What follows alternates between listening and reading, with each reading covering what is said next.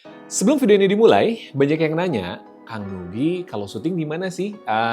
Jangan lupa nih buat teman-teman yang perlu studio syuting, mau bikin podcast, mau bikin konten, mau foto, itu ada di Dago, namanya di Dago Bandung ya, namanya Hugo Studio. Nah, Anda bisa bikin di sini berbagai macam produk digital dan tentunya ada timnya, ada juga lokasi yang oke, dan yang jelas, wah pokoknya di sini sih selalu puas. Hugo Studio ya, jangan lupa di Dago Bandung. Oke.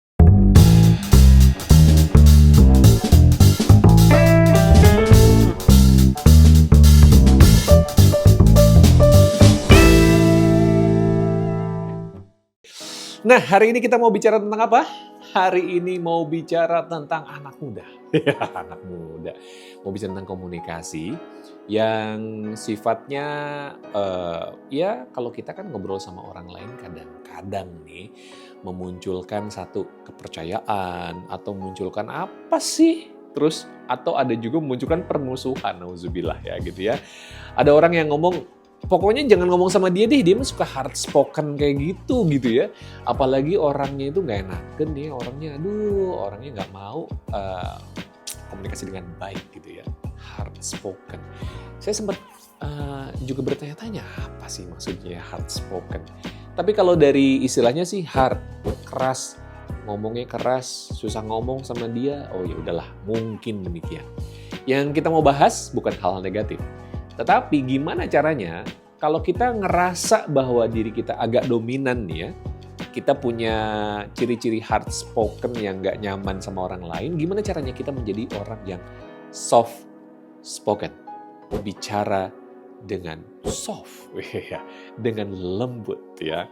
Bukan berarti lembut itu nggak kedengeran, bukan berarti lembut itu suaranya pelan. Oh bukan. Ya, kita akan membahas tentang tips bagaimana kita bisa menjadi seseorang yang punya soft spoken. So guys, bicara dengan soft spoken adalah bicara yang menyenangkan, bicara yang menenangkan, bicara yang membuat orang lain akhirnya bisa mengeluarkan idenya, bisa mengeluarkan juga komunikasinya yang panjang. Ciri-cirinya, bila Anda menggunakan soft spoken, orang lain nyaman, maka orang lain itu ngomongnya panjang kali lebar. Taruhlah gini, Anda punya teman gitu ya di tempat aktivitas gitu ya, atau bahkan mungkin ya nggak kenal sama sekali, misalnya di sebuah kereta Anda kenalan sama orang lain, terus Anda ngobrol dengan cara soft spoken, ya. Biasanya Anda nanyanya satu pertanyaan, jawabannya bisa panjang kali lebar. Panjang kali lebar. Itu tandanya Anda berhasil menghadirkan soft spoken. So how, Kang Nugi, kita berbicara dengan soft spoken?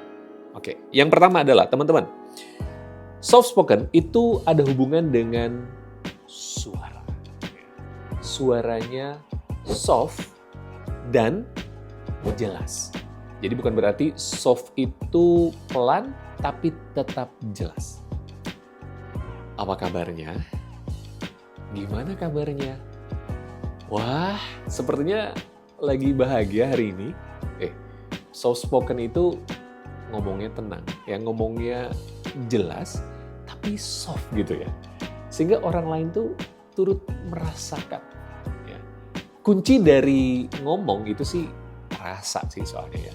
Jadi kalau kita ngomong, kira-kira nih, kalau kita ngomongnya kayak gini, rasanya dapat apa enggak sih? Rasa itu yang di-deliver, dan akhirnya keterima di hadapan orang lain dan soft banget. Ya, jelas banget. Intinya adalah ketika ngomongnya soft, artikulasinya juga perlu jelas. Ya, apa yang Anda sampaikan itu juga perlu jelas. So, yang pertama adalah soft dan jelas dalam soft spoken. Yang kedua adalah teman-teman sekalian, gunakan nada bicara yang tenang dan menenangkan. Ya, yang tenang dan menenangkan. Oh, jadi gitu. Terus pendapat kamu seperti apa? Wah, rasanya sih hal itu bisa dilakukan sama kamu dengan mudah ya. Terus gimana caranya kalau Gitu. Hal-hal yang sifatnya menenangkan, yang empowering juga ya, yang positif, itu kalau kerangkanya soft spoken itu jadinya membuat orang itu nyaman. Ya, apalagi tadi ya, ada kerangka positif.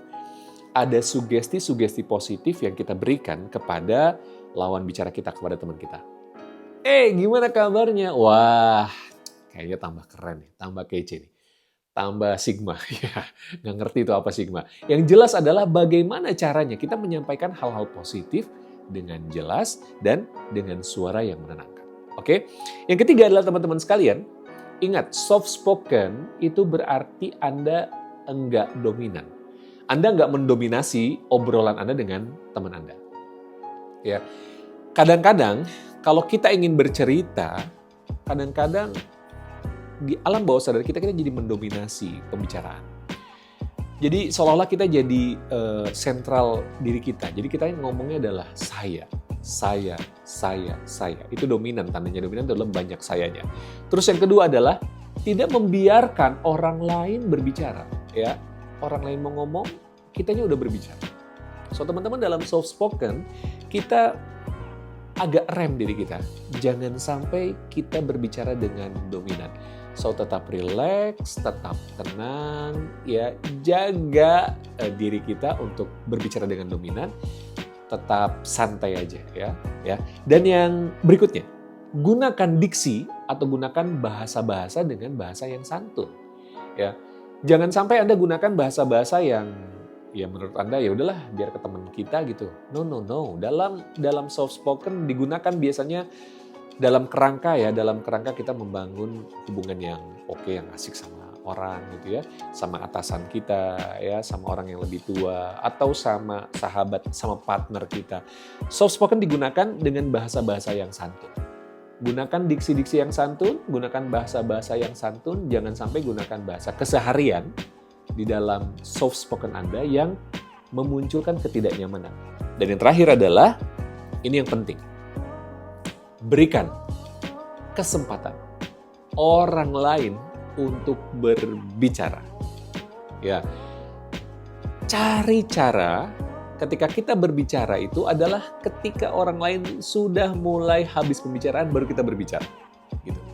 Atau ketika orang lain memberikan tanda bagian kita untuk berbicara, baru kita berbicara. Ya, tidak memotong pembicaraan, ya. Tidak memberikan ekspresi negatif dalam pembicaraan, tetapi tetap rileks sampai akhir dari bicara dan baru kita berbicara. Atau misalnya ketika menurut kamu gimana, baru kita berbicara. So ini penting banget dalam soft spoken teman-teman.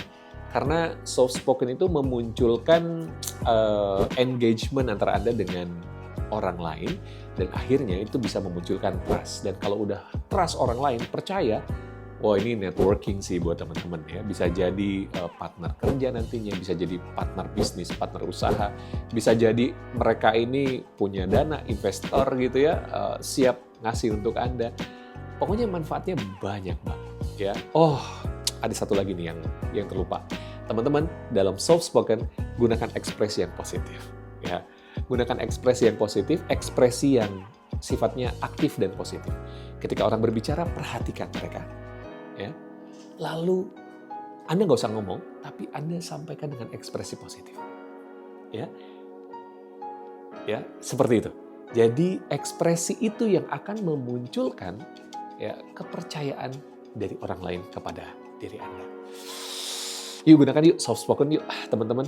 Memang nggak di semua fields ya, nggak di semua tempat kita soft spoken. Ada kadang-kadang kita perlu juga talk straight gitu ya, kalau misalnya kita ingin memberikan masukan kepada teman-teman yang lain gitu. Tetapi intinya adalah soft spoken itu bisa menjadi bridging dari Anda untuk menghadirkan networking yang oke punya. Soft spoken.